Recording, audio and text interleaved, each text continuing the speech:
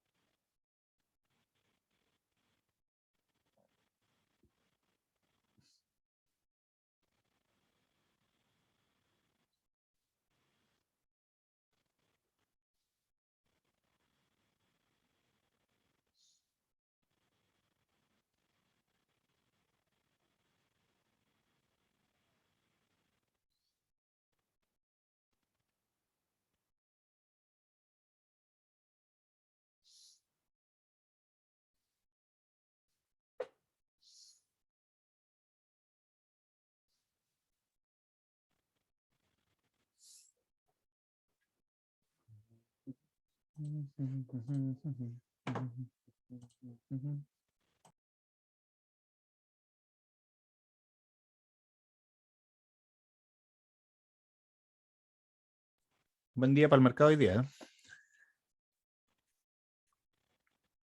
Notable. Está bien positivo. Hoy Casi estamos 1,5 con un mercado arriba bien positivo. y con treasuries abajo. Eso es QE Day. Es como un día de... Así como tuvimos nuestros días de la semana pasada donde los tesoros para arriba, la bolsa para abajo, estamos hoy totalmente todo valorizándose. Todo muy bien. Vamos a esperar un par de minutos más y comenzamos.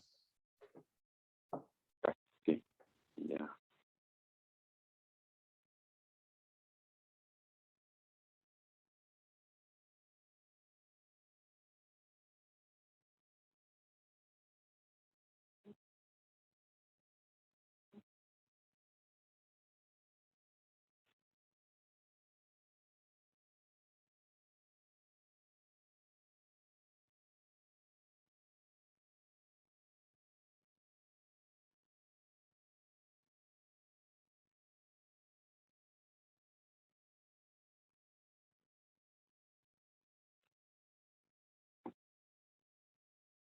Bueno, muy buenos días a todos y bienvenidos a nuestro webinar de entorno macroeconómico y mercados financieros.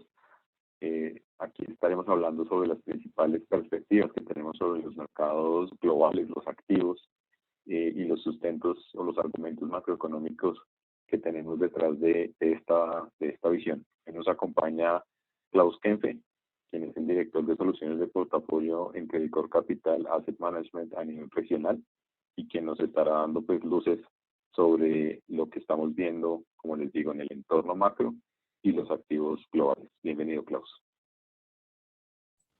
Hola, Juan Camilo. Muy contento de estar por acá y verlos de nuevo.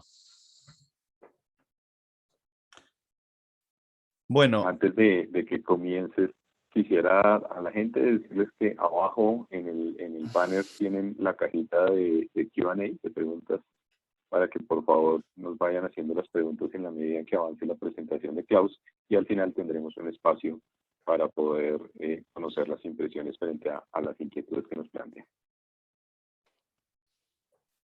Perfecto, sí, vamos a responder todas las preguntas al final, pero vayan dejándolas y así las vamos ordenando y podemos hacerlas bien eficiente la parte de preguntas. Ya hay algunas preguntas, así que vayan poniéndolas, ningún problema. Nosotros orientamos también la presentación a lo que a ustedes les parece más interesante. Primero, antes de comenzar, quería contarles que hoy día en el mercado está funcionando bastante bien. Anticiparles que tenemos un buen día. Voy a compartir mi pantalla. Denme un segundo para que la podamos ver.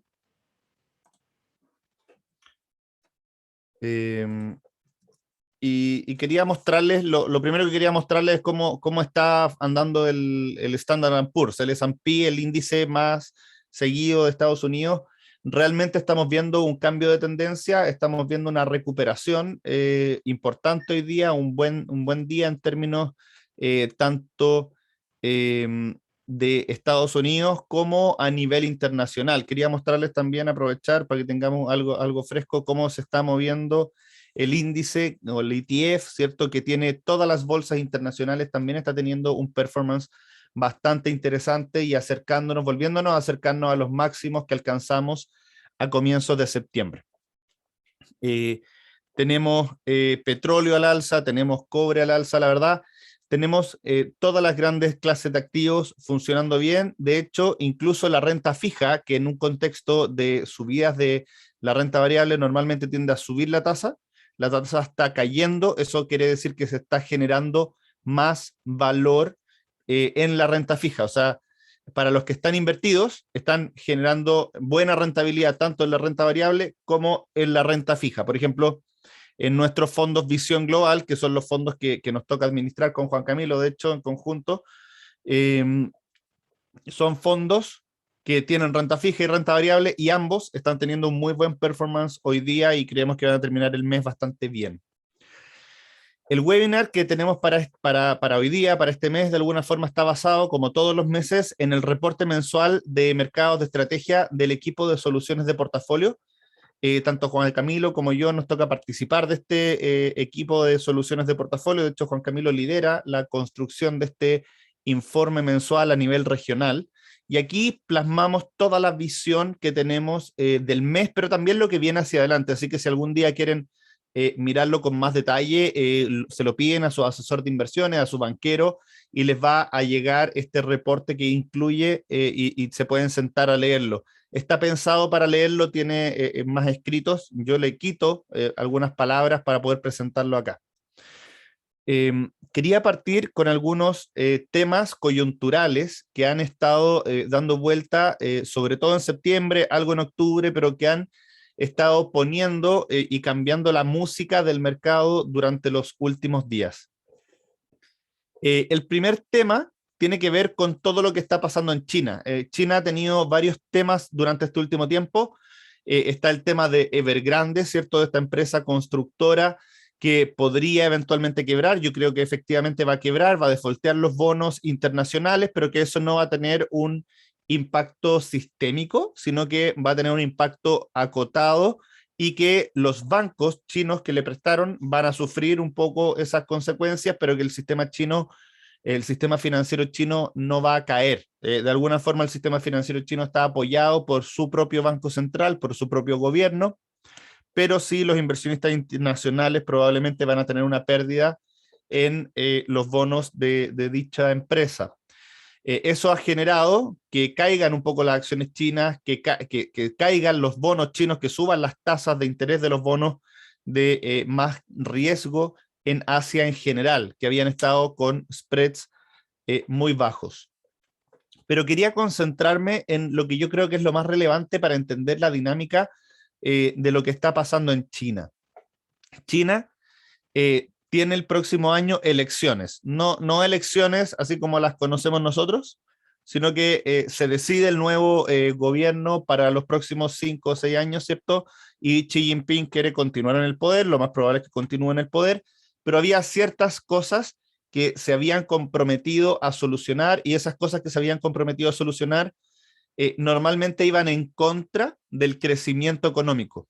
Entonces, durante el 2018 tuvimos guerra comercial, 2019 también estábamos metidos en la guerra comercial, 2020 tuvimos pandemia, o sea, realmente no habíamos tenido la posibilidad de hacer los ajustes para poder permitirle a las personas ver que no solo es crecimiento China, o sea, no estamos solo peleando con crecimiento, sino que estamos preocupándonos de medidas que afectan al día a día de la clase media china. Lo más interesante que estamos viendo es que este año, voy a saltarme algunas láminas y después vuelvo, este año el crecimiento en China estaba relativamente asegurado. O sea, el 2019, como pueden ver aquí, crecimos marginalmente por sobre el 6. Crecer por sobre el 6 es la meta del gobierno chino. Entonces aquí alcanzamos rajuñando de alguna forma a llegar a ese crecimiento. Definitivamente el 2020 no se pudo crecer sobre el 6, pero se explica por la pandemia, entonces es completamente explicable y a nadie le preocupa mucho, pero el 2021, dada la base de comparación de menor crecimiento del 2020, existía la posibilidad de crecer mucho más. De hecho, estas correcciones, nosotros hace 3 o 4 meses teníamos una proyección acá de crecimiento de China que alcanzaba casi el 9,2%.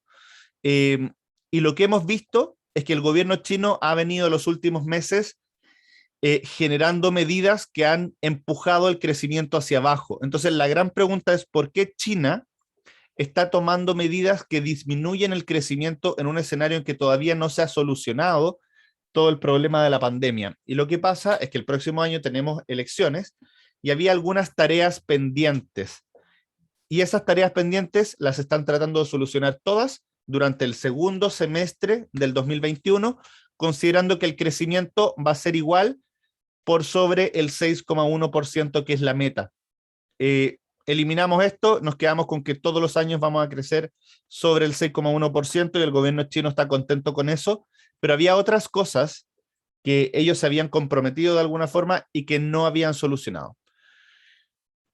¿Cuáles son los temas principalmente que están preocupando a las personas? Tiene que ver principalmente con el costo de la vida, ¿cierto? La inflación general, y dentro de ese costo de la vida veíamos como el alojamiento y la educación infantil estaban siendo temas claves para la calidad de vida de las personas en China.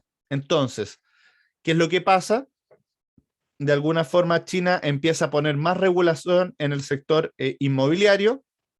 Eso termina golpeando a Evergrande y lo controlan de otra forma, pero igual está haciendo las reformas para que los precios de las viviendas no sigan subiendo de manera tan rápida. Se hizo una regulación en el sector de educación y al mismo tiempo están haciendo regulaciones que apuntan a mejorar, a disminuir la corrupción, ¿cierto? Y a mejorar la sustentabilidad del crecimiento de las compañías, disminuyendo o limitando la capacidad de tomar deuda por parte de las compañías. Entonces, todas estas medidas de mayor regulación que no son pro mercado, hay que sumarle a eso medidas anteriores que ya había tomado el gobierno de China en contra de las grandes tecnológicas que se estaban listando en Estados Unidos.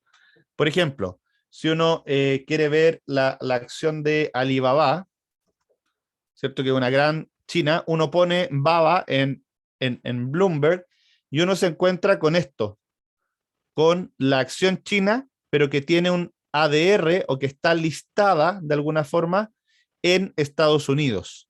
Entonces uno va aquí y uno puede ver el precio. O sea, esta acción realmente transa principalmente en Estados Unidos.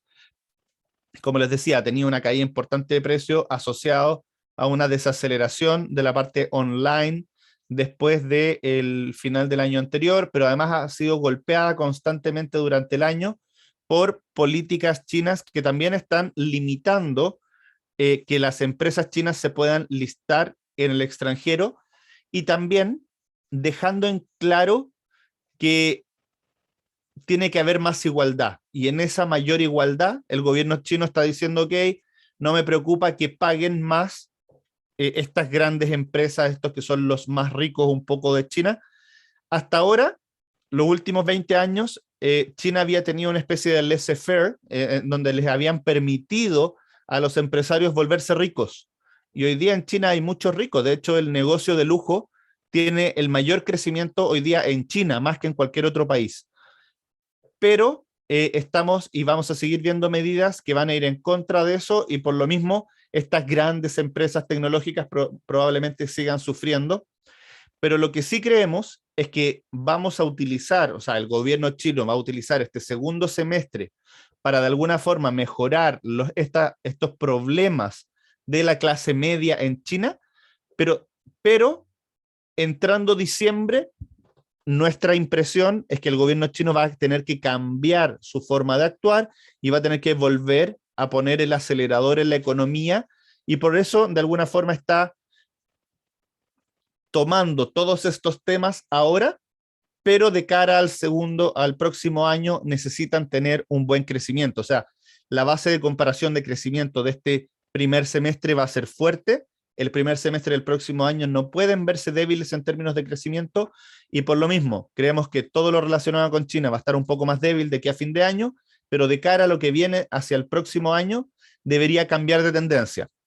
Quédense con eso un momento porque voy a tocar otros temas y después vamos a bajar cómo todos esos temas de alguna forma se juntan en el posicionamiento que estamos tomando y la recomendación que tenemos de aquí hacia fin de año. El coronavirus en realidad no está siendo tema. ¿Por qué principalmente no está siendo tema? Porque está relativamente controlado o la mayor parte de los países tiene una tendencia a la baja en términos de contagios. Tenemos algunos contagios que no son menores, ¿cierto? Sobre todo en Inglaterra, pero dado el nivel de vacunación, sí se está permitiendo una reapertura. Vamos a tener un invierno un poco menos duro en términos de coronavirus, eso es lo que esperamos, en el hemisferio norte, dado que ya se ha avanzado bastante en la vacunación. En Latinoamérica, lo que tenemos es que algunos países están teniendo casos bastante bajos, pero Estados Unidos sí tuvo un alza importante de casos de cara a julio, agosto, que mantuvieron las tasas de interés y las expectativas de crecimiento un poco más bajas, y de hecho el mercado esperaba, y se los voy a mostrar más adelante, que las tasas de interés no subieran y que la Fed no anunciara un tapering, una reducción del estímulo monetario por el coronavirus. Como vemos, en la variante Delta está cediendo, el coronavirus está cediendo, y en Estados Unidos estamos viendo mejores perspectivas hacia adelante. ¿Qué es lo que vemos en Colombia? Casos bastante controlados. En Perú también casos bastante controlados. Da la impresión de que la inmunidad adquirida por el contagio efectivo más la vacunación que ya está avanzando de manera importante tanto en Colombia como en Perú, ha generado una disminución de los casos, y Chile, que había sido el que había tenido una reducción de casos más rápido, ha tenido un pequeño salto por unas reaperturas bastante más fuertes y fiestas patrias, ¿cierto? En donde la gente se movió un poco más dentro de Chile, y eso hizo saltar un poco los casos, pero también se están viendo controlados. Nuestra impresión es que vamos a tener que aprender a vivir con el coronavirus. Las mascarillas probablemente las vamos a seguir usando por un año más, 2 años más, o sea, no hay un gran costo de usar una mascarilla, más allá de la pequeña incomodidad, ¿cierto? Pero vamos a tener que aprender a vivir con el coronavirus no va a pasar, pero sí vamos a ir viendo reaperturas. Vacunaciones, ya estamos viendo terceras dosis, ¿cierto? En Estados Unidos, terceras dosis en China, o sea, en Chile, terceras dosis en algunos lugares de Europa, no tan marcados porque Europa partió un poquito más tarde su vacunación, entonces va a venir la tercera dosis más hacia fin de año, pero vamos a tener que acostumbrarnos a tener una dosis cada 6 o 12 meses. Eso es probablemente lo que va a pasar con el coronavirus en los próximos 2 años, nuestra estimación. Lo que viene hacia adelante es otro tema que tiene que ver también con Europa, y que es la crisis del gas natural. El gas natural se ocupa como uno de los principales insumos de calefacción o de energía en general en Europa. Hay que pensar que además Europa ha venido en un plan de disminuir su parrilla de producción eléctrica en base a energía nuclear, a disminuir el uso de carbón. Entonces, todo eso apunta a utilizar más gas natural. ¿Qué es lo que pasó? Que hubo un invierno en Rusia más duro durante el año pasado, se gastaron las reservas, y durante septiembre, que era el mes en donde Europa normalmente acumula reservas de gas que viene desde Rusia, Putin dijo, esperen un poco, vamos primero a llenar todas las reservas de Rusia antes de exportar a Europa. ¿Y qué fue lo que pasó? Que de alguna forma Europa entró en pánico porque no iba a tener suficiente gas. Si va a tener o no depende mucho del clima, lo cual es una situación un poco aleatoria, difícil saber exactamente cómo va a ser el invierno en Europa, pero lo que sí ha pasado es que el precio del gas, lo pueden ver acá, ha tenido una alza muy importante. Por ejemplo, el petróleo ha subido de 50 a 75, ha tenido un aumento importante de precio durante el año, de algo como un 50%. También teníamos una base de comparación más baja.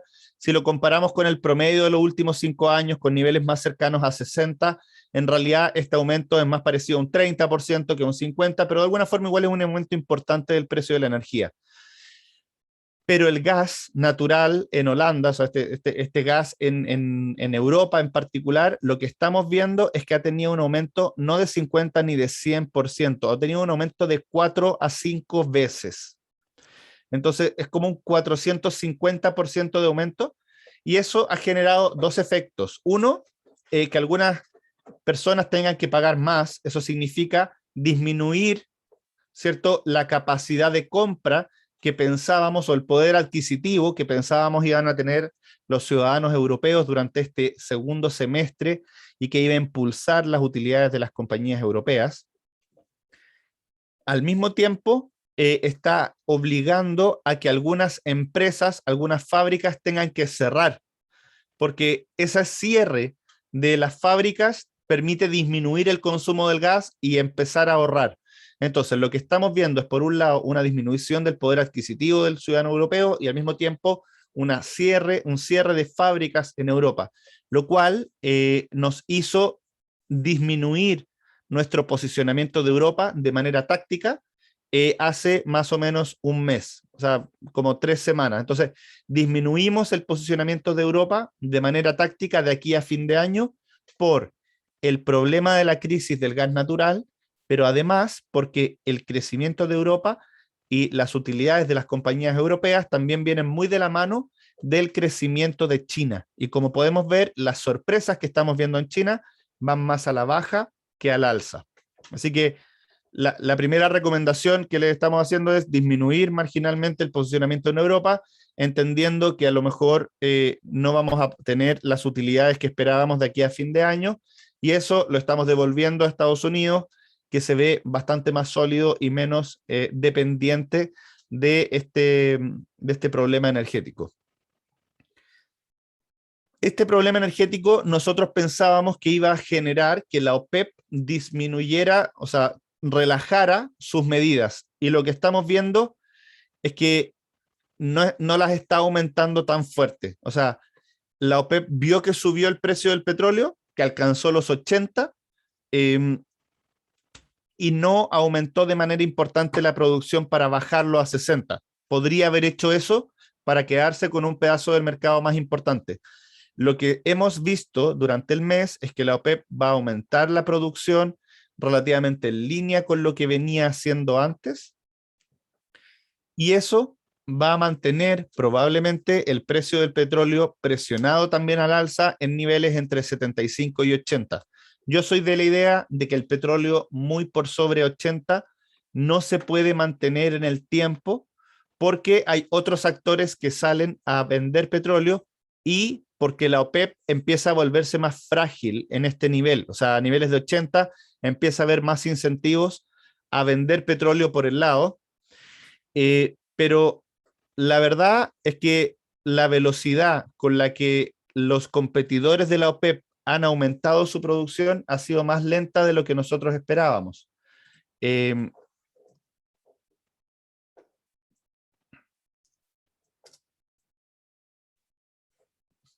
Les voy a mostrar acá la cantidad de pozos petroleros en Estados Unidos y la velocidad en que han venido creciendo. La verdad, nosotros esperábamos que después de la caída del 2020, la cantidad de pozos petroleros que estaban funcionando en Estados Unidos recuperara, y a esta altura ya tuviéramos casi la misma cantidad de pozos de petróleo funcionando que lo que teníamos el año pasado. Pero dado la mala situación que tuvieron el año pasado, sus balances se golpearon mucho, entonces no han querido sobreinvertir, no han querido invertir mucho más. Hay que entender también que Estados Unidos con Biden está en un plan de transformar su base energética a una energía más verde, y probablemente las aprobaciones de extracción de shale oil se vuelven un poco más difíciles de tener. Entonces,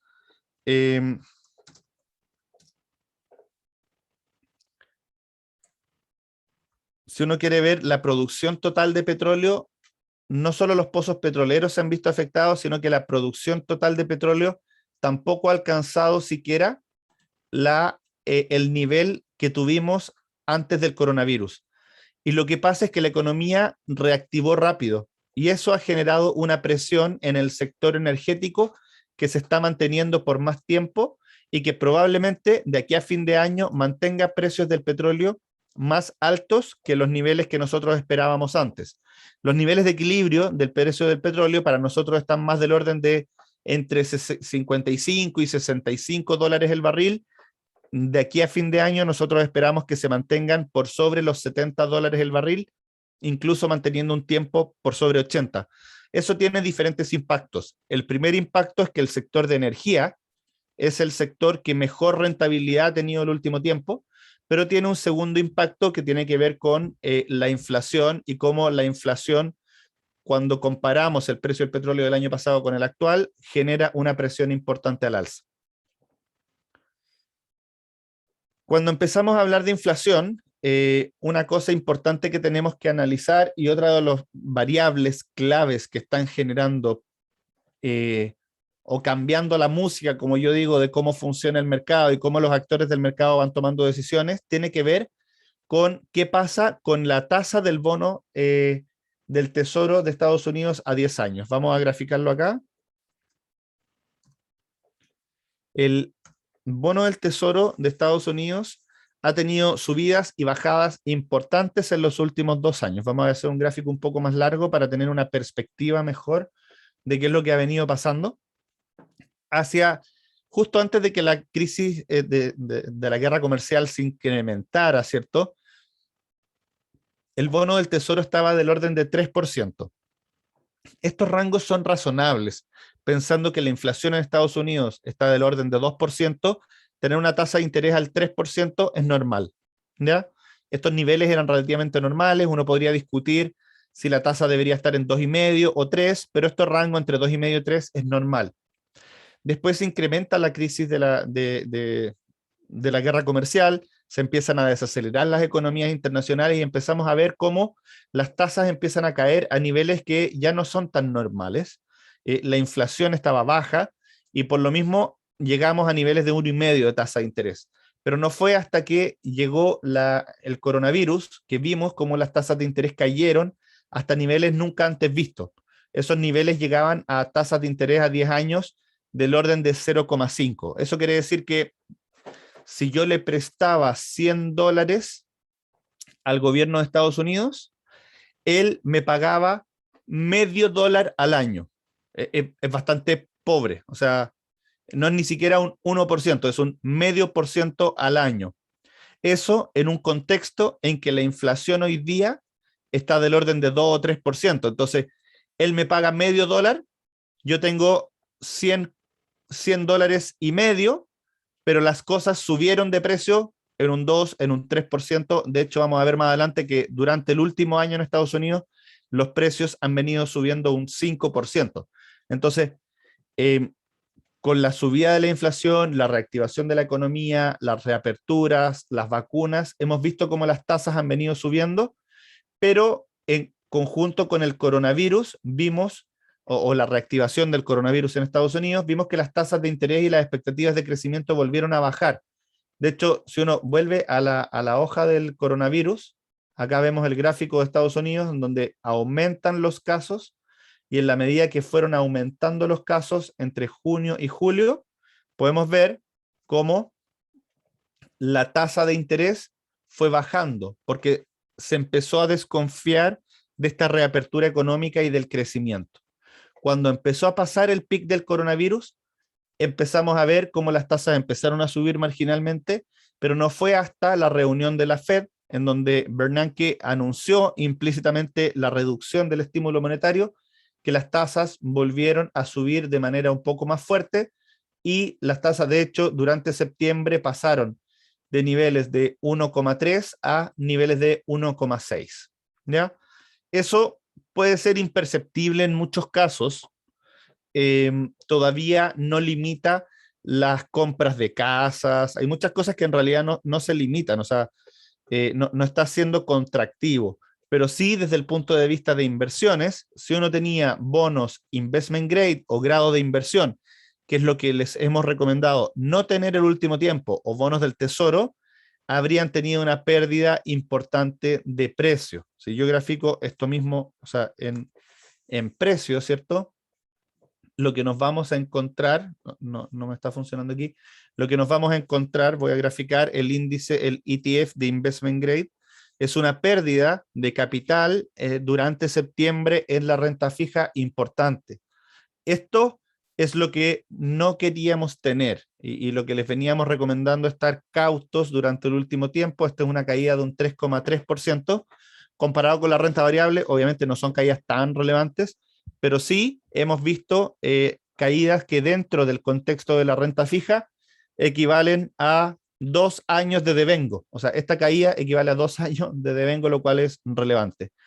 Después de esta caída, nosotros acá hace 2 días, lo que decidimos en conjunto con Juan Camilo y con el equipo de inversiones de soluciones de portafolio, Portfolio Solutions, es que en los fondos Visión Global, que son los fondos que tenemos disponibles para invertir desde la plataforma de Pershing o desde ASB, ¿cierto? Los fondos Visión Global, decidimos alargar la duración, comprar un poco de estos bonos, porque ya consideramos que la caída fue suficiente y que de aquí a fin de año iban a tener una mejor rentabilidad que tener la plata en caja. Nosotros teníamos algo de plata guardada en caja, disponible para comprar cuando se diera alguna posible corrección, y estamos aprovechando de comprar a este precio más barato. Ejecutamos, de hecho, en el mismo día, fue súper rápido. Esa es la gracia un poco de los fondos, que tienen una ejecución muy, muy rápida, y hemos aprovechado esta subida un poco que hemos tenido en los últimos días de los bonos, de la rentabilidad de los bonos del Tesoro, con una caída efectiva de la tasa de interés. Como les decía, la tasa llegó a niveles de 1,60. Perdón, esto quedó mal graficado. La tasa llegó a niveles de 1,60 y ya estamos viendo la tasa de vuelta en niveles de 1,52.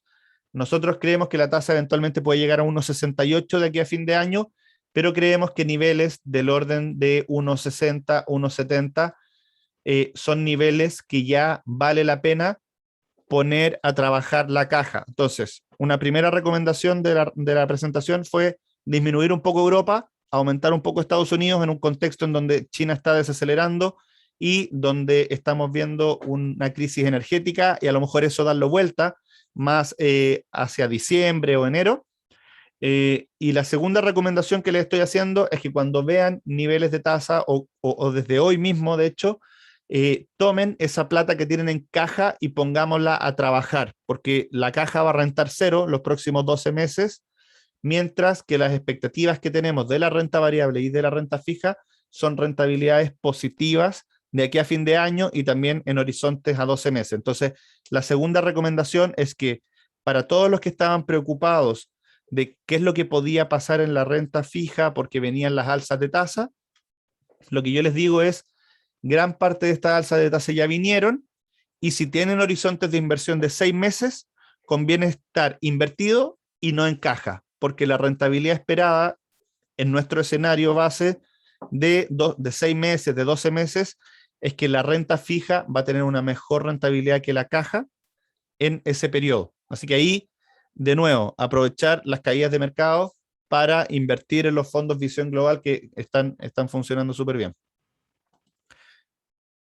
Vamos a seguir avanzando con los temas. Esto ya se los conté. ¿Cuál fue la razón principal, además del anuncio de la Fed de que iba a disminuir los estímulos monetarios?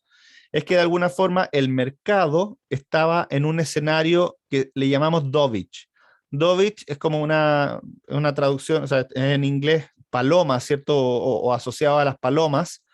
Y hawkish es más asociado a los halcones. Es una terminología que se empezó a usar en los 80, si no me equivoco, en Estados Unidos, en donde se clasificaba de dovish a los consejeros o a las personas que eran más tendientes a mantener las tasas bajas, y de halcones o hawkish, ¿cierto?, a los que querían matar la inflación más fuerte, llegar así como un halcón a matar la inflación, subiendo las tasas de manera más agresiva.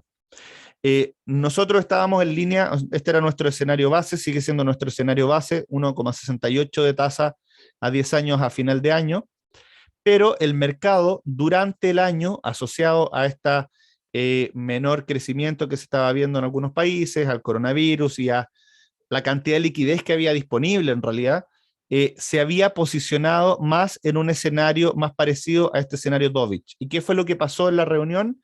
Es que Powell fue súper categórico de que iba a mantener las expectativas de subida de tasa de interés, y nos dejaron en claro que el escenario más probable es este escenario azul oscuro o incluso cargándose un poquito hacia arriba y no necesariamente este escenario gris, que era el escenario que el mercado tenía en el precio. Y este cambio de expectativas de un escenario de menores alzas de tasa, que es como estas subidas de tasa acá en la gris, a un escenario más como nuestro escenario central, ha hecho que el mercado se moviera hacia lo que nosotros esperábamos. ¿Qué es lo que ha pasado entonces en promedio? Es que hemos tenido una rentabilidad de septiembre en donde la renta fija tuvo una rentabilidad negativa por esta subida de tasas. Principalmente esta rentabilidad negativa vino asociada a bonos del tesoro y bonos investment grade, mientras que las bonos high yield o de alto rendimiento lograron de alguna forma con el spread adicional, con esta tasa adicional, compensar esta subida de tasas y terminar rentando cero. Los bonos emergentes también sufrieron porque las subidas del petróleo, o sea, no, esta subida de tasa de interés golpeó también al dólar, el dólar se fortaleció durante el mes por una Fed un poco más hawkish, como les decía en la lámina anterior, y eso genera un escenario en dólar subiendo, anuncio de tapering, normalmente ha venido de la mano de peores rentabilidades para los activos emergentes. Nosotros realmente creemos que los activos emergentes van a andar bastante bien en lo que queda o sea, lo que queda del año y en los próximos 12, 18 meses, pero durante este mes tuvieron un golpe por ese anuncio. La renta variable tuvo eh, la renta variable tuvo un mal mes también durante ese... No tengo por eso. La renta variable, disculpen, la renta variable tuvo una rentabilidad negativa durante septiembre, rompiendo una racha de casi 7 meses de rentabilidades positivas continuas. Sobre todo en Estados Unidos, que habíamos tenido todos los meses positivos, lo que vimos ahora fue un mes negativo.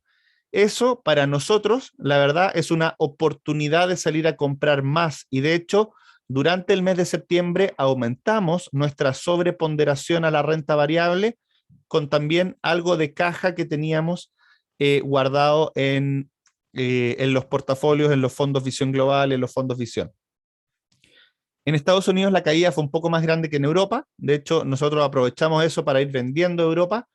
Japón, asociado a las elecciones que se dieron en Japón, ha sido la región con mejor rentabilidad durante septiembre, con un rally, una subida de precios muy importante. Y el mayor perdedor, como yo les decía, asociado a este anuncio de tapering, subida del dólar, ha sido Latinoamérica. Nosotros mantenemos nuestra sobreponderación en Latinoamérica, creemos que este efecto es más transitorio que permanente. Ha habido un poco de enredo en términos políticos en Brasil, lo cual siempre afecta a Latinoamérica porque Brasil es como un 60% de Latinoamérica, pero ya estamos viendo anuncios bastante más pro mercado. De hecho, hoy día Bolsonaro salió a anunciar que él está con una intención de privatizar Petrobras, por ejemplo, privatizarla completa, lo cual sería algo muy positivo porque por dos razones. Una, porque uno tendría una acción de Petrobras mejor manejada y mejor administrada que lo que ha sido el gobierno. Petrobras muchas veces ha sido la caja pagadora, como le dicen en algunos países, la caja pagadora de los políticos, entonces no ha sido administrada de la mejor forma, pero al mismo tiempo la privatización de Petrobras disminuye, o sea, eso se usaría para disminuir gasto fiscal en Brasil, lo cual ayudaría a que la tasa de intereses que paga Brasil todos los años caiga. Hay que entender que Brasil paga del orden de 6 a 7% de su PIB solo en intereses de deuda. Es un escenario muy complejo, es un país que está relativamente endeudado, pero las políticas que estamos viendo hacia adelante creemos que van a cambiar ese escenario. ¿Cómo ponemos todo esto que hemos estado viendo en un contexto de crecimiento? O sea, si tenemos que ponerlo en un solo número, lo que estamos viendo es un mundo que sigue creciendo a una velocidad extraordinaria durante el 2021 del orden de 6%. Pero ese crecimiento está viniendo a la baja en el margen. Y estamos viendo cómo estas apuestas más cíclicas, como Europa, como los sectores más cíclicos, no están jugando bien. Nosotros vendimos gran parte de los sectores cíclicos hace un par de meses, así que eso no nos está pegando, pero probablemente en un escenario en donde no estamos teniendo sorpresas positivas, de nuevo Estados Unidos, con su robustez de mercado, vuelve a brillar. Pero sí hay que reconocer que es principalmente Estados Unidos y China las regiones que más están atacando al crecimiento internacional. Estados Unidos lo estamos corrigiendo de un crecimiento esperado que nosotros teníamos para este año de un 6,2% a un 6%, mientras que para el próximo año también estamos corrigiendo ese crecimiento de un 4,5% a un 4,3%. En China, como les decía antes, también todas estas medidas pro igualdad y de disminución de problemas sociales que son anticrecimiento también están golpeando ese crecimiento. Nosotros seguimos bajando nuestra expectativa de crecimiento de China para este año y para el próximo. Probablemente vamos a tener que ver un cambio de tendencia acá, porque en la medida que se vaya consolidando nuestro escenario de 5,1 para el próximo año, deberíamos ver un cambio de política y eso generar un poco más de crecimiento, y cuando se vean esas políticas vamos a cambiar nuestra proyección. Por ahora esta es la proyección más razonable dado lo que ha venido pasando. Para nuestros países, hemos venido viendo una dinámica al revés, una dinámica de mayor consumo, de mayores reaperturas, y eso ha generado mejores expectativas de crecimiento. De hecho, destaca Perú y Chile con crecimientos por sobre el 10%. De hecho, el FMI acaba de ratificar niveles de crecimiento muy importantes para Perú y Chile, pero Colombia, que normalmente tiene una economía bastante más resiliente, que tiene menos volatilidad en términos de su crecimiento, también está teniendo un crecimiento extraordinario. Este crecimiento extraordinario ha venido también de la mano de mayor inflación, y eso ha generado que los bancos centrales de Chile, Perú y Colombia hayan tenido que salir a subir tasas en los últimos meses y vayan a tener que seguir subiendo tasas en lo que viene hacia adelante, para controlar la inflación y dar las señales correctas a la economía. De hecho, solo como muestra, en Chile anoche subió la tasa del Banco Central 1,25%.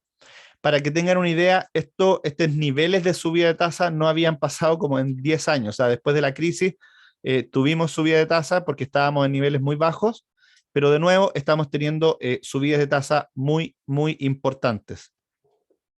Esto tiene consecuencias tanto en lo que esperamos para la renta fija de cada uno de estos países, pero sí hay que entender que las pérdidas de la renta fija de Chile, Perú y Colombia ya en su mayor parte se han dado. A pesar de eso, mantenemos nuestras recomendaciones, sobre todo en Chile y en Colombia, que es donde hay más espacio, de invertir en papeles linkeados a la inflación, y es lo que estamos haciendo en nuestros mandatos, ¿cierto? Y en los fondos, porque creemos que nos permiten tener una cierta seguridad de no tener un problema mayor, ¿ya?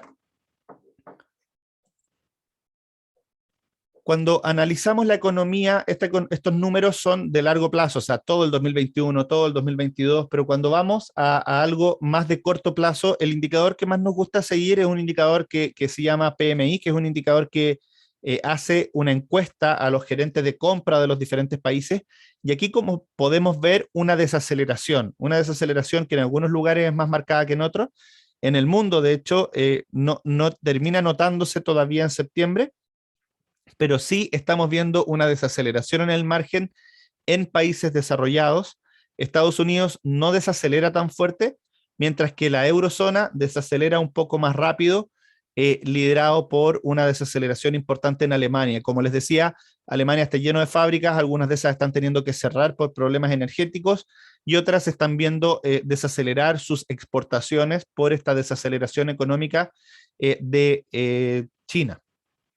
En el Reino Unido ya habíamos visto una desaceleración un poco antes, a pesar de que creemos que hay espacio todavía en el Reino Unido para que las bolsas anden bastante bien, y por lo mismo nosotros mantenemos nuestra recomendación de sobreponderar en el Reino Unido. Por el lado de países emergentes, ya podemos ver cómo en agosto, todavía no tenemos el dato de septiembre, eh, como en agosto China tuvo una desaceleración y esa desaceleración se cae por debajo del 50. El 50 es el límite entre expansión y contracción. Cuando uno tiene un nivel de 52, 53, es un nivel de crecimiento similar a lo normal. Es un nivel de crecimiento en línea con el potencial de cada uno de los países. Cuando tenemos un nivel por debajo de 50, eso apunta o anticipa que podríamos eventualmente tener un crecimiento por debajo del potencial o incluso muy por debajo del potencial, apuntando a una posible recesión.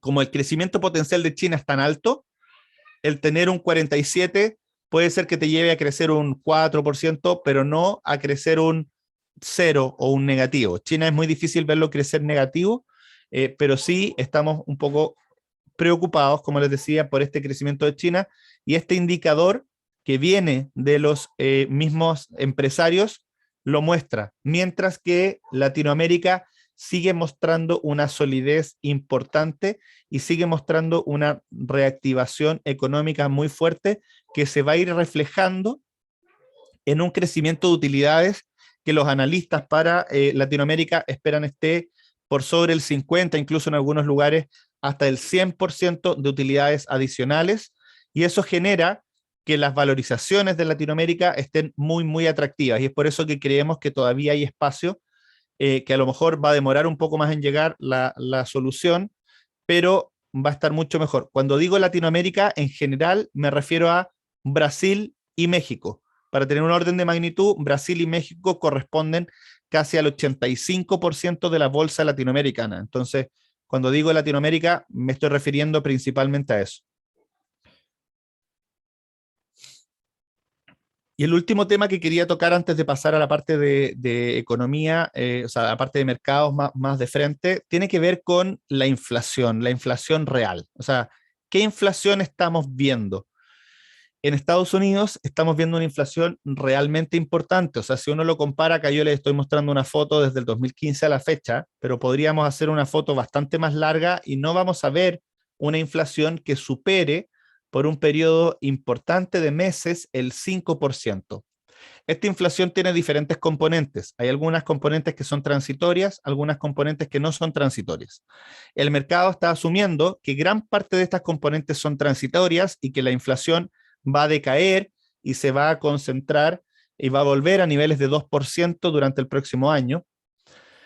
Pero sí hay algunas cosas que están preocupando a la Reserva Federal y por eso nosotros creemos que el anuncio del tapering, el anuncio del retiro de estímulo va a ser durante noviembre, durante la reunión de noviembre.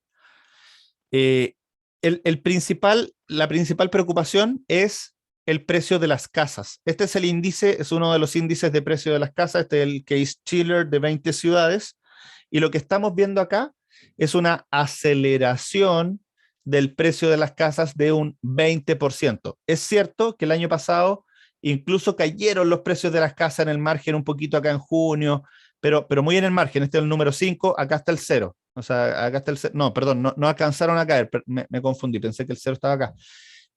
Los precios de la casa desaceleraron en términos nominales, eso quiere decir que en términos reales casi no subieron, o incluso en términos reales pueden haber decaído en algunas ciudades, pero lo que estamos viendo es que con todo el estímulo monetario que se dio durante el año pasado y que se sigue dando durante este año, se ha generado una subida importante del precio de las casas, tanto como las bolsas. Entonces creemos que el real estate es algo que está preocupando a la Fed y que eso podría gatillar, como les decía, un anuncio del tapering durante noviembre. Estos niveles es año contra año, ¿ya? O sea, los precios están subiendo como 1,5, 2% mensuales los últimos meses, y eso significa una subida en el año de cerca del 20%.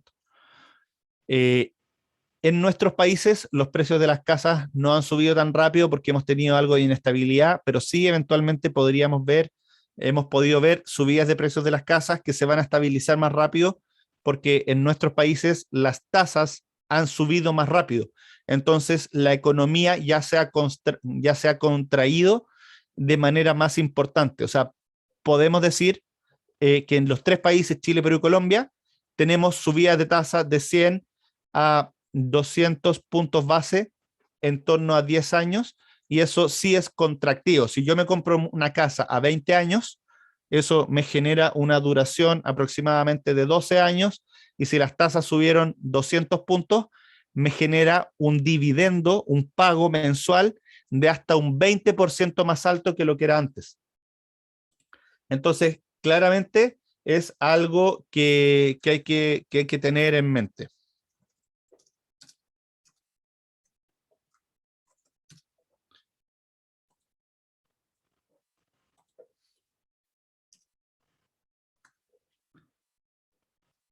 ¿Qué vemos también en términos de inflación de corto plazo? Que no son solo las casas. Las casas son el factor que más me preocupa y que más le preocupa a la Fed, que es lo más permanente, ¿cierto? Pero también hay que tener en cuenta que hay una inflación de productos importados. Seguimos viendo una escasez de productos en el mundo. Los puertos no están dando abasto en Estados Unidos para recibir todas las importaciones que se necesitan. Y de hecho, como dato rosa, por ejemplo, antes de ayer, Apple salió a anunciar que la producción de aquí a fin de año de iPhone 13 va a ser la mitad de lo que ellos tenían proyectados. Entonces, en realidad, estamos viendo todavía un efecto durante el 2021 que va a mantenerse durante la primera parte del 2022 de presiones inflacionarias asociadas a cadenas productivas que están un poco más golpeadas, pero también asociados a el petróleo. El petróleo es un factor importante por lo que se gasta directamente en los autos, ¿cierto? En consumo directo, pero el petróleo es un insumo importante, o el precio de la energía es un insumo importante de muchas otras cosas. O sea, todo el transporte tiene insumo el petróleo y el transporte se utiliza para casi todos los bienes que consumimos. Eh, el precio de la energía también determina, no sé, el precio del pan, por decirlo así. Entonces, la transferencia del precio del petróleo normalmente sube y después de que llega al pic el precio del petróleo, se demora algo como 6 meses en alcanzar toda la transferencia de la inflación. Con eso quiero pasar a la parte de mercado, porque ya hemos conversado que el dólar debería tender a depreciarse en lo que va hacia adelante.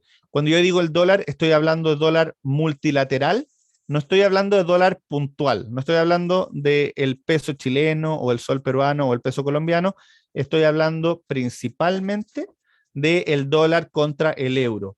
La mayor parte de los análisis que nosotros hacemos apuntan a que el euro ha tenido una devaluación importante y que deberíamos ver un cambio de tendencia del euro hacia adelante.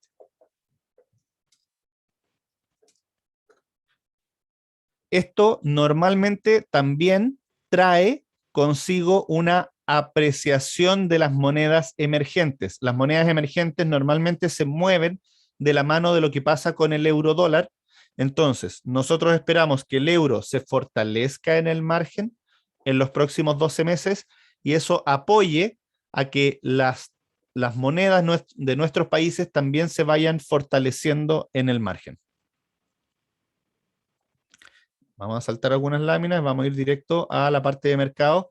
Como les digo, acá hay un montón de información súper interesante que tiene gráficos y comentarios para que puedan hacerse una idea más completa de lo que está pasando en el mundo, pero la verdad tocamos todos los temas más relevantes que teníamos que entender para poder hacernos una idea de lo que está pasando con el mercado.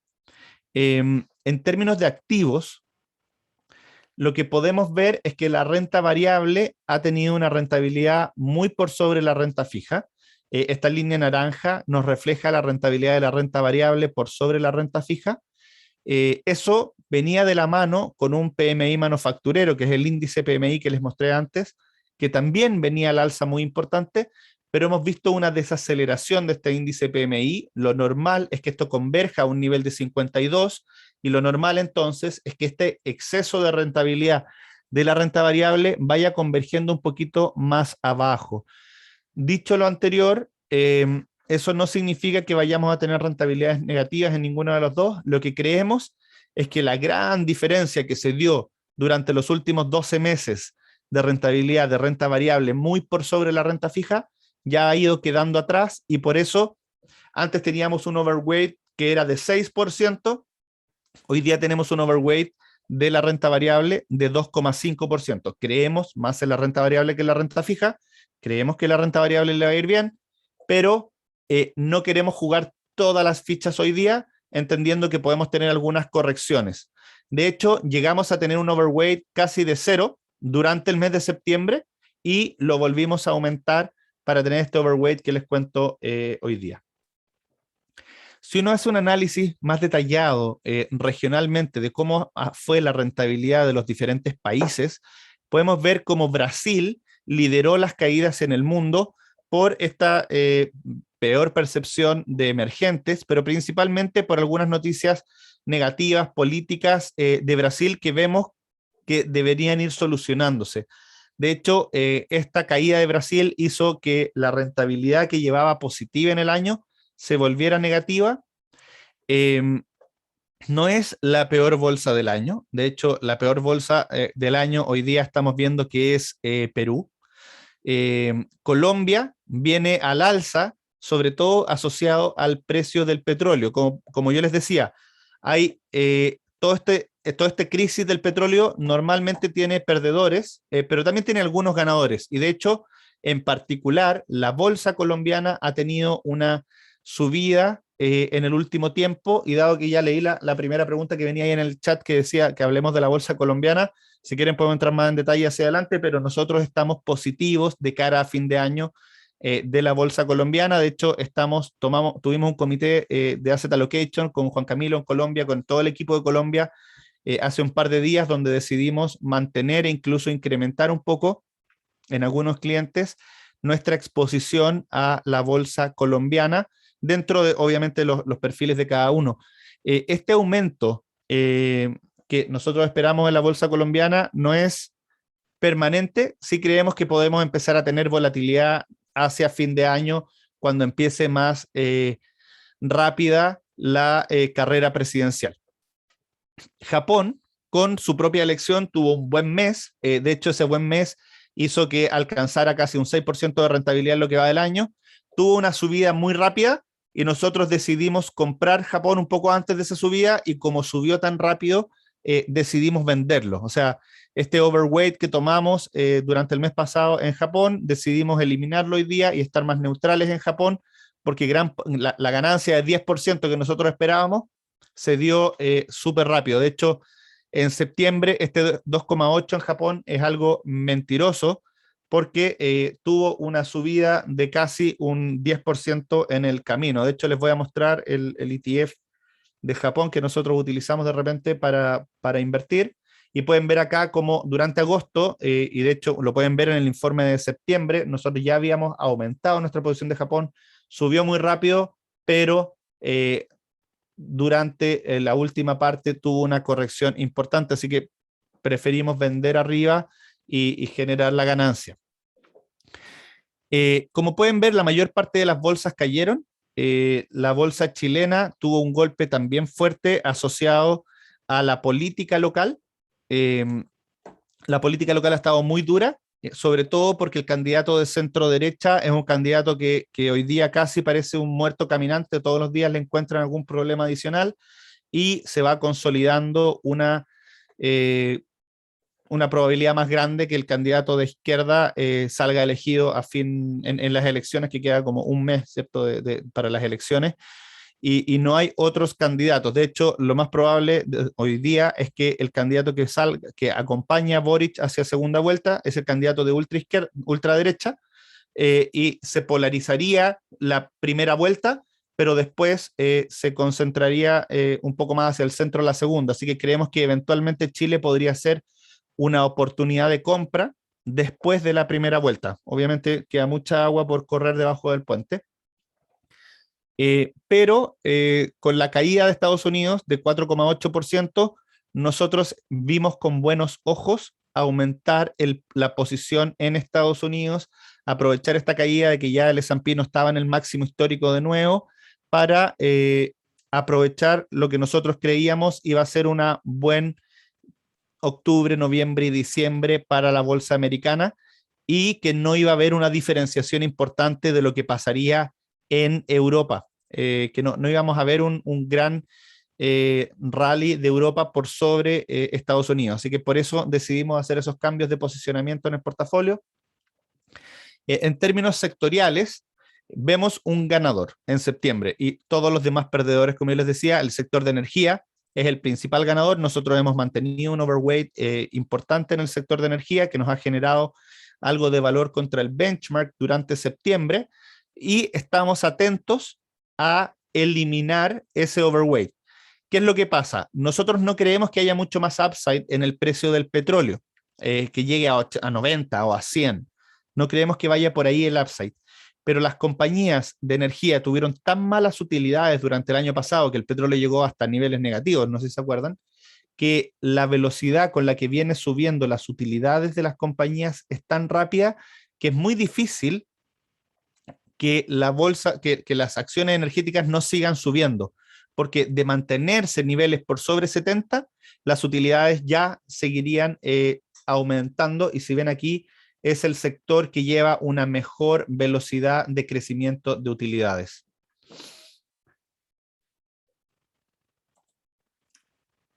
Como les decía, ¿cuáles son los temas que creemos que hay que mantener? Nosotros mantenemos nuestro view positivo en la eurozona, pero lo moderamos. Entonces, tácticamente eliminamos el overweight de la eurozona, pero mantenemos el del Reino Unido. Este overweight que tomamos en Japón, decidimos tomar la utilidad. Tomar la utilidad significa vender después de que ya subió, aprovechar esa buena rentabilidad y venderlo. Pero en el Reino Unido, como yo les decía, todavía creemos que sigue el espacio. O sea, las valorizaciones de Inglaterra son ridículamente baratas en comparación con las valorizaciones del resto del mundo. Acá lo comparamos con el resto del mundo. Y además, creemos que la composición sectorial de Inglaterra le permite posicionarse bien hacia adelante. De hecho, tiene un sector de energía que en promedio es 8% más grande que el sector de energía de Estados Unidos, un sector de materiales que podría venir de la mano, ¿cierto?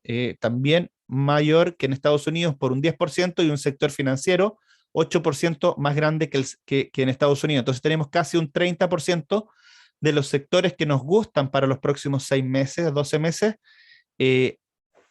sobreponderado dentro de la bolsa de UK. Entonces, de alguna forma, cuando yo compro Inglaterra, compro una plataforma de inversiones, porque Inglaterra no vende solo en Inglaterra, las compañías inglesas son muy multinacionales, una plataforma de inversiones que tiene los sectores que a nosotros nos gusta estar expuestos, pero con una valorización más barata, producto de las caídas de precios que tuvieron, sobre todo en torno al Brexit y los años siguientes, que todavía no se han terminado de recuperar.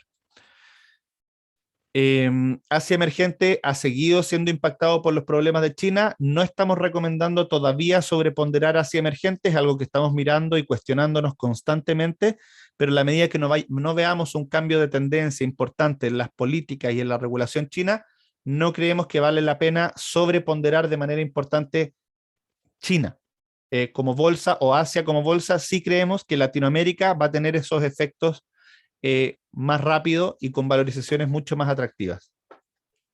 En renta fija, y con esta lámina quiero ir terminando, tenemos un problema. ¿Cuál es el problema de la renta fija? ¿Se acuerdan de la inflación que les mostré? Inflación año contra año, hoy día en Estados Unidos, o en dólares, por decirlo así, está en 5%. Entonces, ok, eso es inflación histórica. Entonces uno no va a ver 5% de inflación los próximos 3, 4, 5 años. Pero hagamos el ejercicio, veamos qué clase de activo dentro de la renta fija, en este cuadro acá a la derecha, tiene una yield, una tasa de interés, un devengo, una causación más alta que el 5%. Y uno empieza de abajo, 0,29, 0,80, 1, 2, 3, 4, 5. Me quedan solamente 4 clases de activos en el mundo y son realmente las más riesgosas, que superan la inflación. Quiere decir que todo esto hacia abajo está con tasas que si lo comparo con la inflación de los últimos 12 meses, está con tasas negativas en términos reales. Lo cual es preocupante, porque cuando uno invierte, una de las premisas de invertir es que mi patrimonio crezca en términos reales, o que mi capacidad o que mi poder adquisitivo después de invertir sea más alto que antes de invertir. Si no, debería consumir esa plata, porque no tiene sentido, porque voy a tener una menor capacidad de compra más adelante.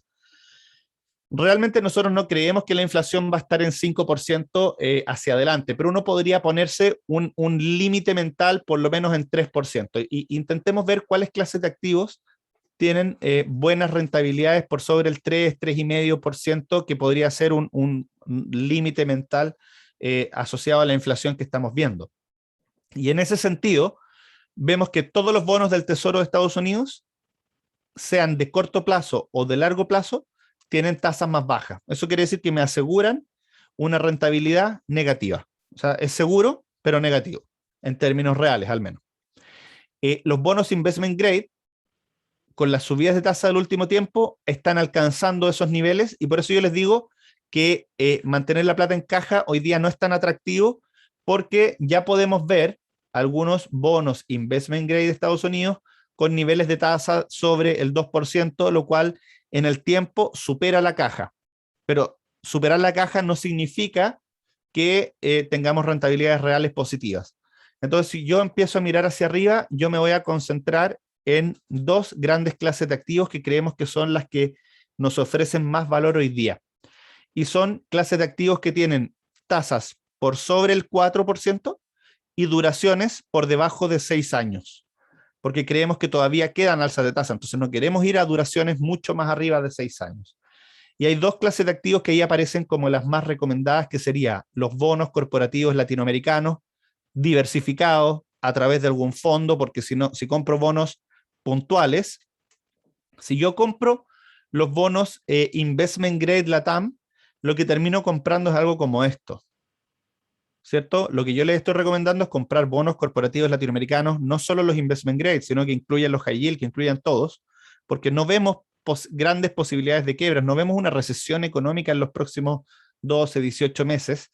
Lo que sí vemos es posibles subidas de tasa. Entonces, creemos que acá estamos mejor defendidos en esas posibles subidas de tasa, mejor defendidos en la inflación, porque podemos traspasar de alguna forma a precio la inflación que estamos teniendo, y tasas por sobre el 4% y duraciones por debajo del 6%. Estas clases de activos, los bonos corporativos latinoamericanos y los bonos de alto rendimiento o de alto riesgo en Estados Unidos o high yield, creemos que son las clases de activos que más nos gustan hoy día. Uno podría decir también bonos CENBI High Yield, esos son ya solo lo más picante de lo picante de los emergentes. Está bien, podría ser también, pero hay que tener un poquito más de cuidado y que sea un pedacito de la inversión más chica. Y después, los otros que ustedes ven dicen ENVI. Los que dicen CENBI son bonos corporativos, Corporate Emerging Market Bond Index. Los que dicen ENVI son Emerging Market Bond Index. Todos los que dicen ENVI son bonos de países, no de compañías. Y la verdad, después del coronavirus, nosotros decidimos salirnos o no sobreponderar los países, porque creemos que los principales, los que han tenido que pagar la deuda o el costo del coronavirus han sido principalmente los países, no las compañías. Hay algunas compañías, obviamente, que han tenido problemas. O sea, uno lo puede ver con LATAM Airlines, que quebró y ha tenido 3 quiebras durante la quiebra. O sea, le tuvieron que inyectar plata y han tenido que inyectarle segunda vez e inyectarle una tercera vez. Entonces, realmente hay compañías que sí han sufrido, pero la mayor parte de las compañías tuvo un golpe inicial y después se han reinventado. y han logrado salir adelante. Entonces creemos que las compañías no estaban tan endeudadas, no está tan complicado el escenario, pero para los países el riesgo retorno no nos parece tan atractivo, además que las duraciones que tienen son más altas. Así que saltándonos un poco las rentabilidades, obviamente hay algunos lugares que han estado mejor, algunos lugares que han estado peor. Mi recomendación, igual que la del mes pasado, es mantener la sobreponderación en estas dos clases de activos que son las que creemos que hacen más sentido. ¿Por qué ir al CENVI LATAM a través de un fondo? Lo repito, el CENVI LATAM tiene entre un 60 y un 70% de bonos high yield, que son un poco más riesgosos y que deberíamos tener diversificados. La gran recomendación en estos dos clases de activos, y lo que no se puede olvidar, es la diversificación, porque estamos comprando empresas un poco más riesgosas. Cuando yo compro investment grade, puedo ir al bono directo, no es problema. Cuando yo compro bonos más high yield, o acá CENVI LATAM 60-70% high yield, yo necesito diversificación. ¿Qué significa diversificación? Que un bono en mi portafolio no debería representar más del 2% de la cartera. Eso quiere decir que para construir un portafolio, yo debería tener 50 bonos. Eso me obliga a tener mínimo invertido ahí 5 millones de dólares. Entonces, la verdad, por los cortes mínimos y las diferentes cosas, la verdad, nuestra recomendación en estas dos cosas es ir a través de vehículos diversificados que pueden ser fondos o ETFs para poder tener el riesgo completo, pero no un riesgo puntual de una compañía. ¿Ya?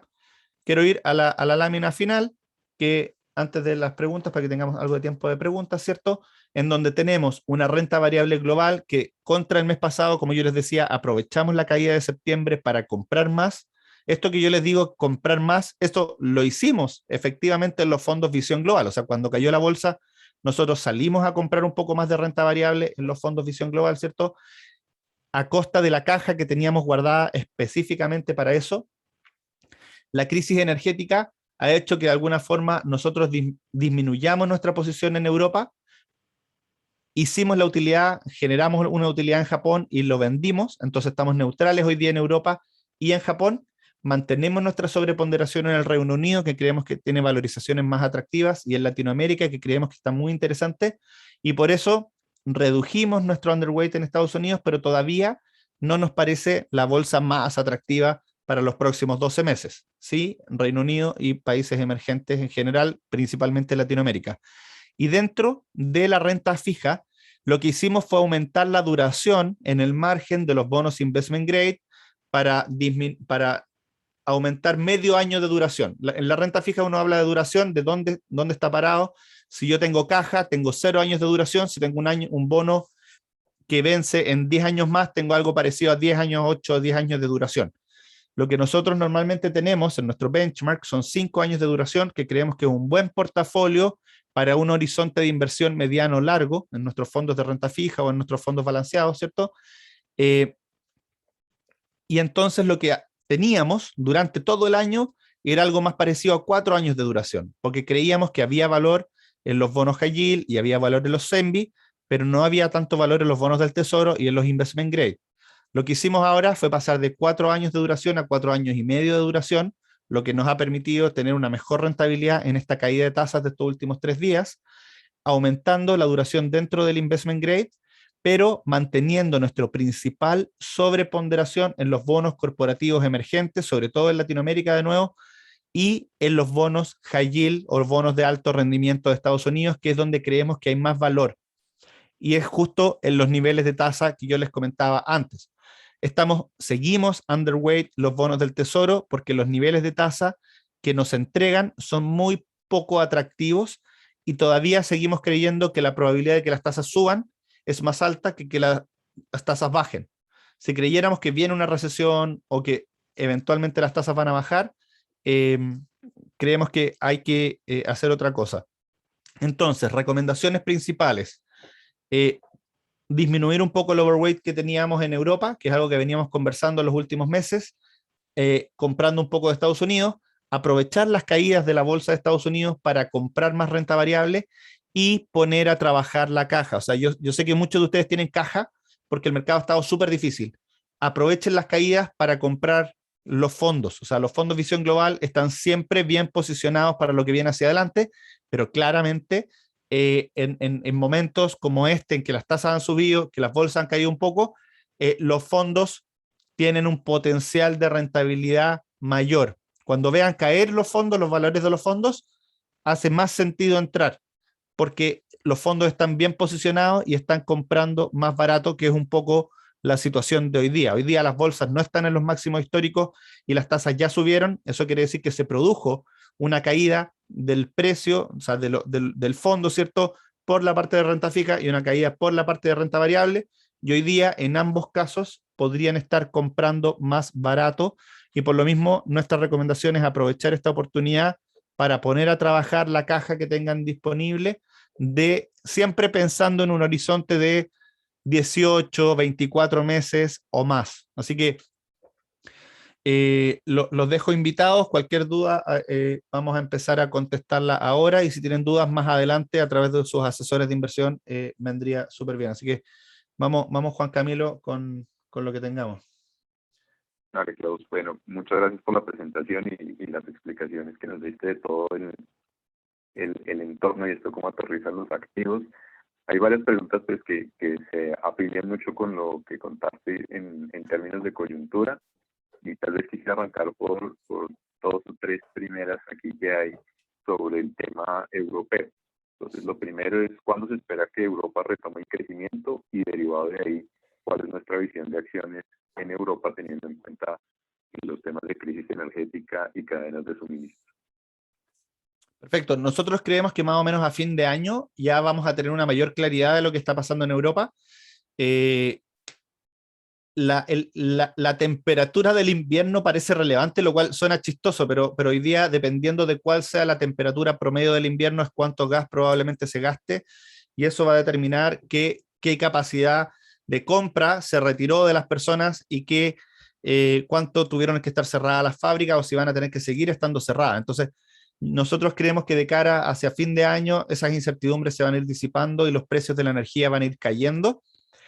Así que probablemente en diciembre a lo mejor sea un buen momento de volver a comprar Europa, anticipándose a ese momento, en línea con lo que les decía de una posible reaceleración de China, que traiga consigo mayores exportaciones desde Europa hacia China. El principal socio comercial de Europa hoy día es China. Si uno ve las exportaciones de cada país de Europa, sus socios comerciales son todos sus vecinos. O sea, el principal socio comercial de Alemania es Francia, Italia, Inglaterra, pero en realidad, como bloque, no exportan. O sea, todo eso no es exportación, es movimiento dentro del bloque, pero cuando uno ve exportaciones reales fuera del bloque europeo, uno ve China como una potencia importante. Perfecto. Hay una segunda pregunta que también tiene que ver con otra de las coyunturas que mencionaste, y es la de la Reserva Federal de Estados Unidos. Entonces, la primera es eh, si se espera que efectivamente el anuncio del tapering se haga en noviembre, y dado ese evento, si sería un buen momento para aumentar la posición en acciones de Estados Unidos. Yo creo que una parte importante de la caída ya que tuvimos en Estados Unidos durante septiembre fue en torno a ese dato. O sea, ya es casi un dato, el mercado lo tiene relativamente internalizado. Si hay un tapering, a lo mejor la renta fija puede sufrir un poco más. A ver, si el horizonte de inversión son solo 3 meses, o sea, si tenemos un horizonte de inversión muy cortito, a lo mejor uno debería esperar o ni siquiera invertir en renta variable. Pero sinceramente, si tenemos un horizonte de inversión de 12 meses o 24 meses, nosotros creemos que vamos a ver el punto actual del S&P que estoy viendo acá en la pantalla al lado, 4.400 puntos, 4.428, como un punto de entrada atractivo. O sea, nuestro target de fin de año está del orden de 4.500, 4.600, y hacia el próximo año perfectamente llegar a 4.700. Si esperamos ese dato, puede ser que ya gran parte de la rentabilidad haya quedado atrás. O sea, sí, creo que invertir en Estados Unidos en torno al tapering hoy día, a los precios actuales, me parece razonable. Si esa pregunta me la haces con un S&P en 4.600 puntos, probablemente yo diría esperemos, porque ya gran parte de la rentabilidad que quedaba quedó atrás. Perfecto. Siguiendo con las coyunturas, ahora Evergrande. aquí nos preguntan particularmente qué tan grave vemos este evento y si creemos que se pueda repetir un escenario tipo Lehman Brothers que pueda contagiar al mundo dado por este hecho. Súper buena pregunta. Yo la verdad no creo que vaya a contagiar. Yo creo que fuera de China no le va a importar a nadie cuando quiebre. Eh, es una situación terrible en el sentido de que hay muchos involucrados. Evergrande, corrígeme Juan Camilo, pero creo que tiene como 5 millones de trabajadores. O sea, Sí. entonces, ese es el lado crítico que está intentando solucionar el gobierno, pero no vemos un contagio grande como pudo ser en torno a la crisis griega, o no vemos un contagio grande como puede ser en torno a Lehman. Hay que entender que el contagio desde el mundo real al mundo financiero más profundo y a generar una recesión se produjo en la crisis griega y en la crisis de Lehman, no solamente porque quiebra Lehman y no solamente porque quiebra Grecia, sino principalmente porque los bancos que estaban alrededor de Grecia o acreedores de Grecia y los bancos acreedores de Lehman y de todo el sector inmobiliario estaban muy endeudados. Hay que pensar en un Morgan Stanley, el año 2007, mostraba balance en donde tenía una palanca de 30 veces.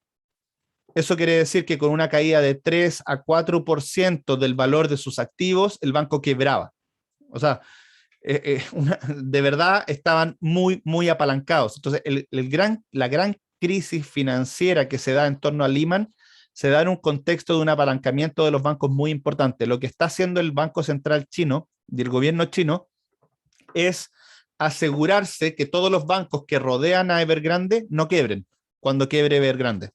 Y eso significa que va a generar una pérdida para los bonistas, por supuesto que va a generar una pérdida. Yo creo que ninguno de nosotros tenemos de manera directa bonos de Evergrande, así que no nos debería preocupar, pero no creo que va a ser un contagio sistémico.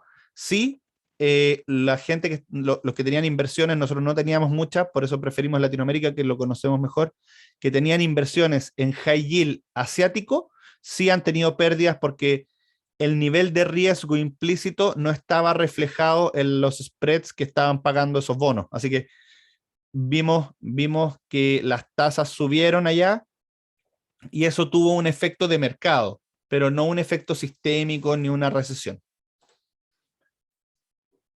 Perfecto, como lo menciona Klaus, dentro de nuestro reporte mensual hay una parte como informe especial de solo el tema de Evergrande. Ahí pueden encontrar muchas más cifras que pues, digamos, sustentan mucho más lo que Klaus nos acaba de contar.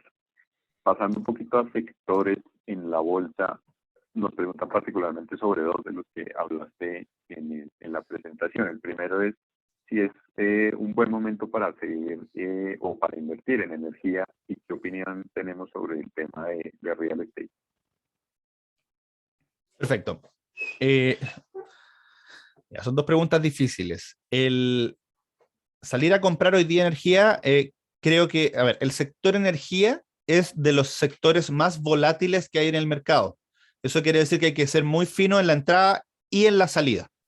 Entonces, si ustedes me preguntan, ¿creemos que el sector energía puede seguir andando bien? Yo creo que sí, pero preferiría sugerirles que estén atentos y que entren cuando el precio del petróleo esté en 75. O sea, si vemos fluctuar el precio del petróleo y vemos el precio del petróleo en 78, en 75, probablemente sea un punto de entrada más atractivo después de algún par de días de caída del sector de energía, porque hay que ser súper fino. Sinceramente, prefiero recomendarles el Fondo Visión Global, que está siempre atento a eso y haciéndolo, porque es difícil. O sea, no, es algo que requiere estar todos los días en la pantalla atentos. No es una inversión de largo plazo como puede ser una inversión más mixta o más balanceada dentro de la bolsa. El sector de real estate también es un sector difícil de recomendar porque normalmente el sector de real estate le va muy bien cuando las tasas bajan, no cuando las tasas suben. ¿Sí? Nosotros creemos que las tasas van a seguir subiendo. Dicho lo anterior, las tasas ya han subido de manera importante. Si ven tasas de interés a 10 años cercanas al 1,70, creemos que podemos estar más seguros de que el sector de real estate pueda tener un buen performance. Para que tengan una idea, el sector de real estate es un sector que tiene utilidades relativamente estables, ¿cierto? Con arriendos, hay que entender que dentro de esto hay muchas cosas. O sea, el sector de real estate no son solo desarrolladores de casas. El sector de real estate tiene mucho de arriendo, de diferentes cosas. Entonces, eso son pagos relativamente fijos que sí te protegen contra la inflación normalmente. Normalmente se van ajustando de alguna forma con la inflación, entonces te protegen. Es mejor que un bono en ese sentido, pero en la medida que suban las tasas, podríamos tener ciertas pérdidas de capital momentáneas. Entonces, preferiría no es mi sector de inversión favorito hoy día. Perfecto.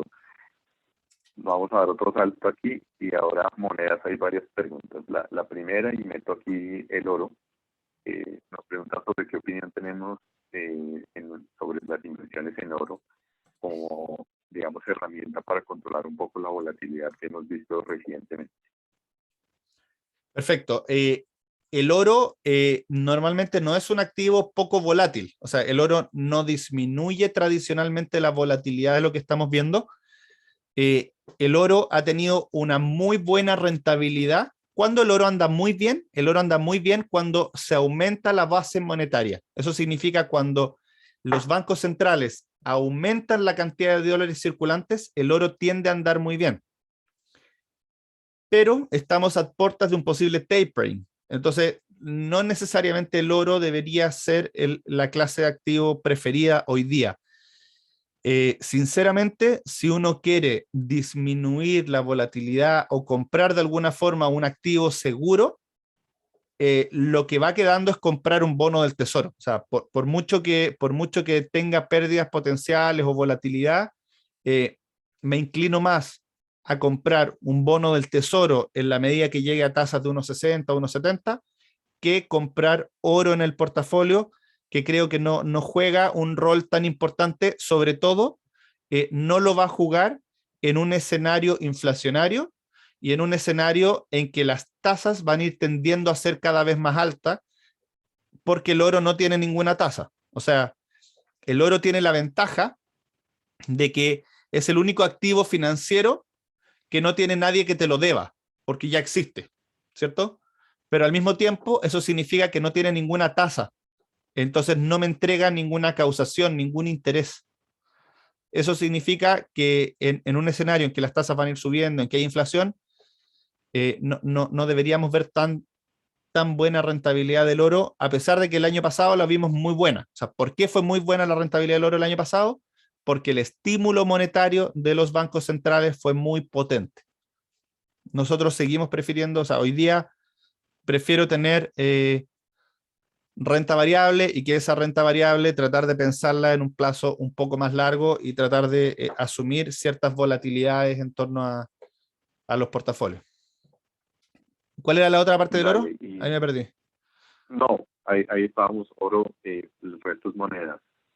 Euro, visión del euro a unos 3 años y monedas latinoamericanas. Perfecto. En términos del euro, nosotros el euro dólar lo vemos tendiendo al alza. Nosotros vemos niveles corrígeme Juan Camilo, niveles de 1,20 que serían más justificados con lo que estamos viendo hoy día, a lo mejor rangos de 18 a 20. Esos son más o menos Sí, los de rangos que acuerdo. tenemos hoy día en la cabeza. Eso es todo el análisis que hacemos. O sea, todo el análisis nos tiende a pensar de que el euro debería apreciarse versus el dólar en los próximos 2 a 3 años y tender a una apreciación. Después vienen las monedas latinoamericanas. Si quieres, yo hablo del peso y del sol, y te dejo el peso colombiano a ti, que lo conoces mejor que nadie.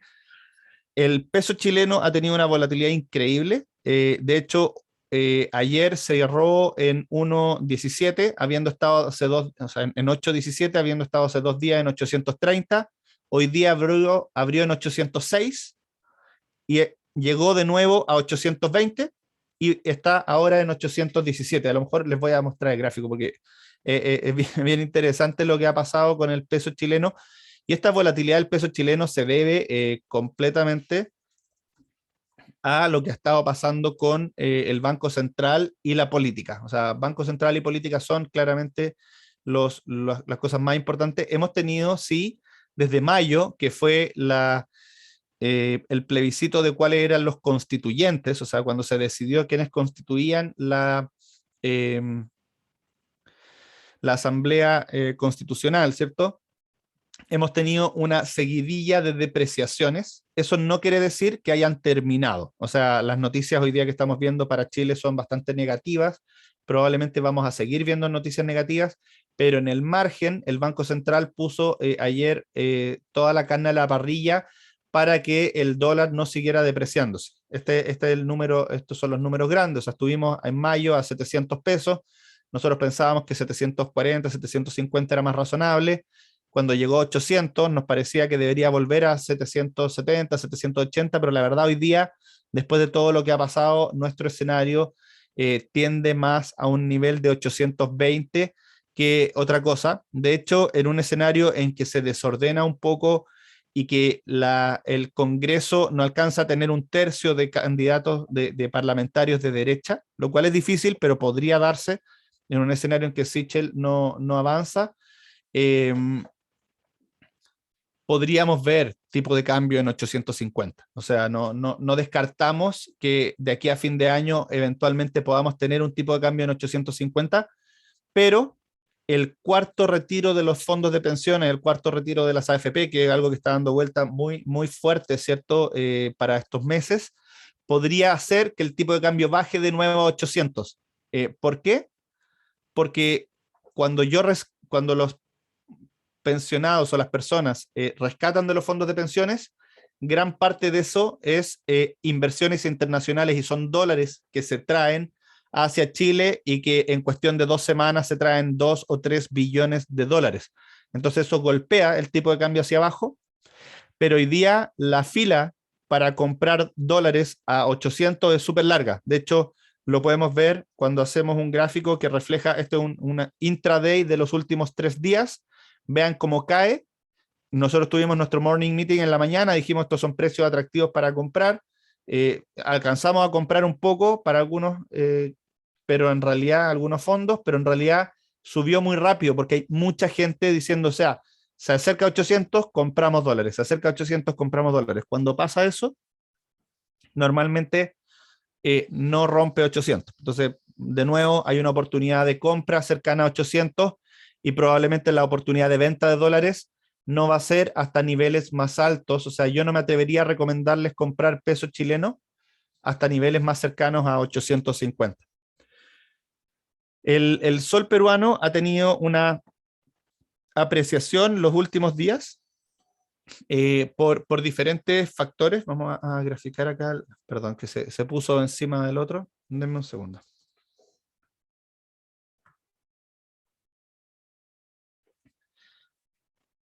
Esto es una apreciación del día, o sea, que el sol peruano se aprecie un 1% en un solo día es un movimiento súper fuerte. De hecho, antes del coronavirus no habríamos visto nunca un movimiento de 1% del sol peruano. El sol peruano es muy estable, muy manejado por el Banco Central, con una depreciación bien continua.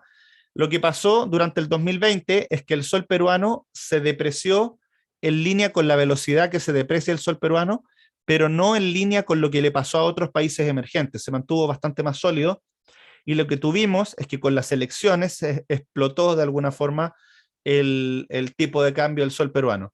Con los últimos cambios de gabinete y con la ruptura de alguna forma de la izquierda en Perú durante estos últimos 2 días, hemos estado viendo que el mercado está dándole precio a un mejor escenario. Eso lo podemos ver en el sol peruano, que creemos podría apreciarse un poco más, pero creemos que ya gran parte de la apreciación potencial se dio. Creemos que hoy día es una oportunidad para los que tenían ganas de comprar dólares y que no se habían atrevido porque el sol estaba por sobre 4, es de nuevo una oportunidad de comprar soles. No creemos que el sol vaya a volver a 3,6 de nuevo, o sea, no, gran parte, o sea, si creen que acá hay un paso, acá hay un segundo paso, probablemente este segundo paso no se dé.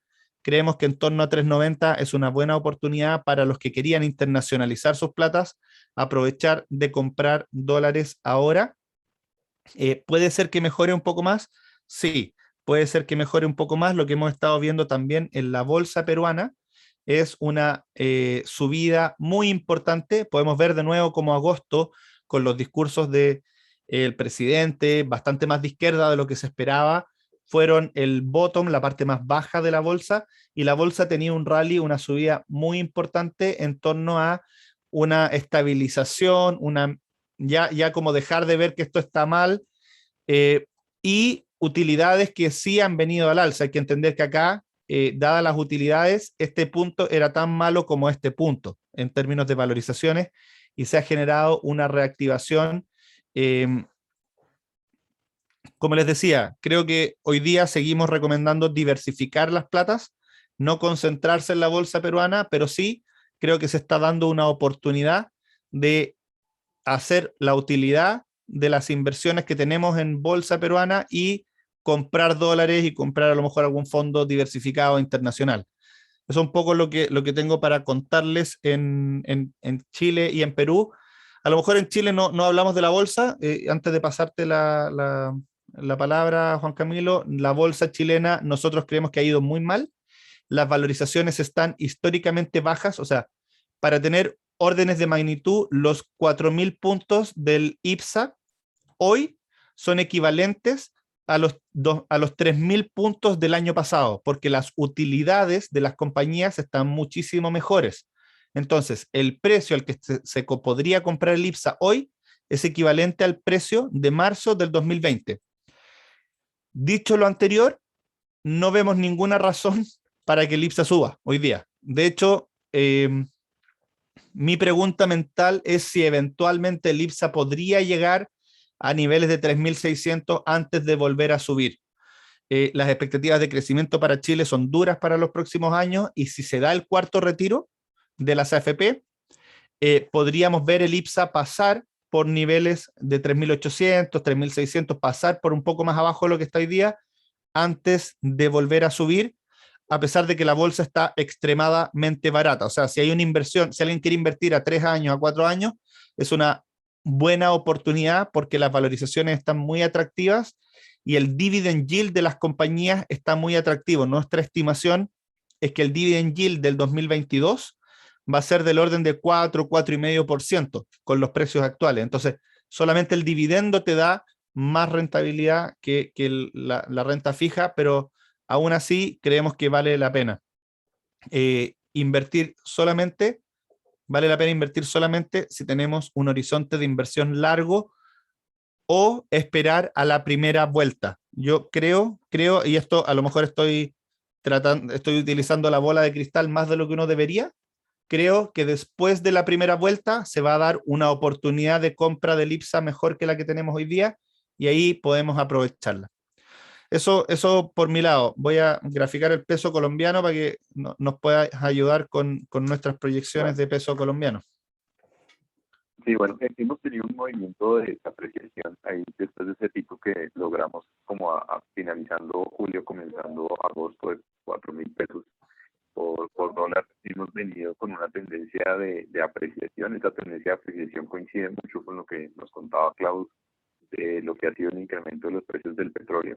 Pero adicional a eso, durante el mes de septiembre, el gobierno fue muy activo en el mercado de divisas y monetizó cerca de los 1.200 millones de dólares en el mercado local.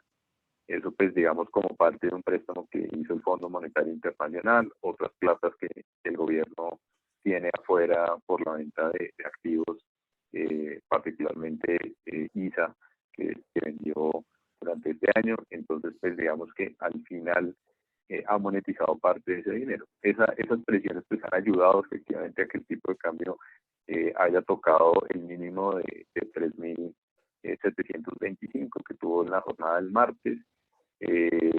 A hoy estamos nuevamente rebotando hacia más los 3.760, perdón, y nosotros creemos que de aquí a final de año debemos estarnos moviendo con mayor probabilidad en un rango entre 3.730 a 3.750. Esto previo a todo el proceso electoral que sabemos que ya inicia en enero, y digamos vamos a tener nuestra primera etapa con las elecciones parlamentarias en marzo, donde ahí sí la volatilidad del tipo de cambio se puede incrementar y estaríamos viendo una depreciación que nos movería más en los niveles de 3.800 a 3.850. Dicho esto, los niveles que estamos viendo ahora son niveles mínimos que vamos a ver en algún tiempo. No descartamos que podamos estar en el corto plazo, muy corto plazo, en niveles por debajo de 3.700 pesos, pero no son sostenibles en el tiempo. Entonces, para aquellos que quieran armar posiciones en dólares dentro de sus portafolios, pues estos niveles siguen siendo bastante buenos, teniendo en cuenta el horizonte un año, y teniendo en cuenta que lo que estamos viendo en el primer semestre del otro año, como les contaba, es un rango entre 3.800 a 3.850. Esto además ha venido acompañado con otros flujos que se han visto también representados en la bolsa, como lo contaba Klaus, el repunte que ha tenido el Colcap en los últimos 2 meses ha sido muy, muy favorable, y nosotros creemos que se va a mantener hacia final del año.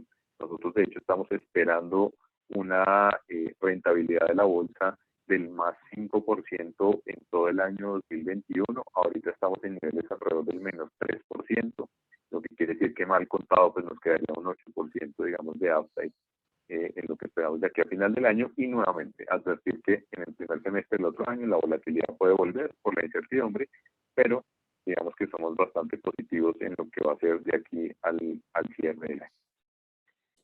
Ya nos estamos quedando un poco sin tiempo. Agradecerles a todos por su asistencia. Klaus, a ti por la presentación y por las explicaciones. Cuando salgan del webinar les va a aparecer una encuesta que les agradecemos nos ayuden a llenar. Y bueno, pues seguimos con nuestros webinars, seguimos contándoles cosas, publicando nuestros informes. Klaus, te dejo la palabra para que te puedas despedir. De nada, muchas gracias por participar. Esto lo estamos haciendo todos los meses, así que si quieren volver a sumarse todos los meses, seguimos haciendo este webinar. Va a estar disponible también en un par de días en la página de internet si quieren revisar algo, y invitarlos a que si les parece interesante esta forma de invertir y estos planteamientos, estos overweight, underweight, el mejor vehículo de alguna forma que nosotros tenemos hoy día para ustedes, para que puedan materializarlo, sobre todo en sus cuentas internacionales, es una gama de fondos que se llaman los fondos Visión Global. Así que ahí también van a ver en la página web un mini video, en la página web de Credit Corp Capital, ¿cierto? Un mini video de lo que hemos hecho con esos fondos.